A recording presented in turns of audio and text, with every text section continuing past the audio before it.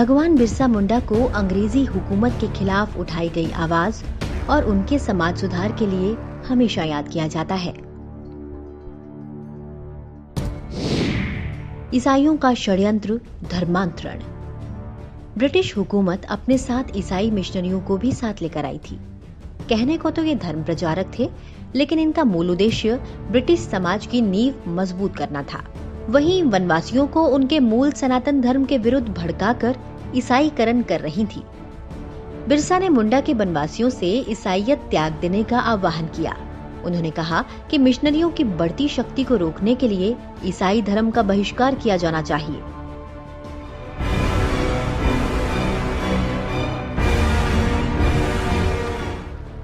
अंग्रेजों के खिलाफ आंदोलन।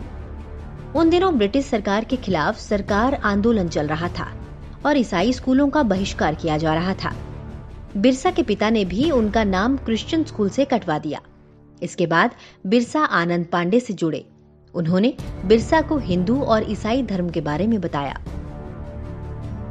वे सरदार आंदोलन का हिस्सा बन गए।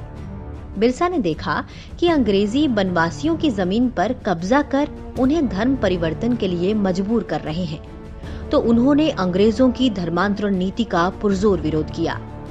उन्होंने कर्ज से मुक्ति के लिए अंग्रेजों के खिलाफ मुहिम भी चलाई। बिरसा मुंडा ने अंग्रेजों को चुनौती देते हुए कहा, ओ गोरी चमड़ी वाले अंग्रेजों, तुम्हारा हमारे देश में क्या काम? छोटा नागपुर सदियों से हमारा है और तुम इसे हमसे छीन नहीं सकते। इसलिए बेहतर है कि वापस अपने देश लौट जाओ, वरना लाशों के ढेर लगा दिए जाएंगे।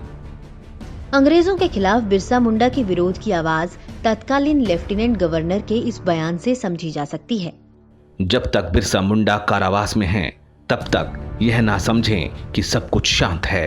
वास्तव में बिरसा को बंदी बनाकर सरकार बारूद के ऐसे ढेर पर बैठ गई है जिसे उसके संग्राम की एक चिंगारी पल भर में जलाकर भस्म कर देगी। यही नहीं, भगवान बिरसा मुंडा ने वनवासियों को तुलसी पूजा, गौ हत्या ना करने, रामायण महाभारत गीता का नित्य पाठ करने, मांसाहार छोड़ने व शुद्ध सात्विक जीवन जीने के लिए प्रेरित किया। भगवान बिरसा की रहस्यमयी मौत। 23 मई सन 1900 को बिरसा को हैजा होने की खबर सामने आई। 9 जून की सुबह खून की उल्टियां होने लगी।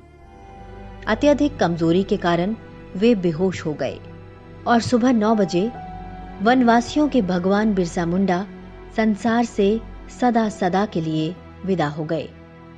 पूरे भारत, खासकर झारखंड, बिहार और ओडिशा में आज भी उनकी पूजा होती है। भगवान बिरसा मुंडा एकमात्र ऐसे आदिवासी जननायक हैं जिनकी तस्वीर संसद भवन में लगी हुई है। भगवान बिरसा मुंडा को कोटि कोटि नमन।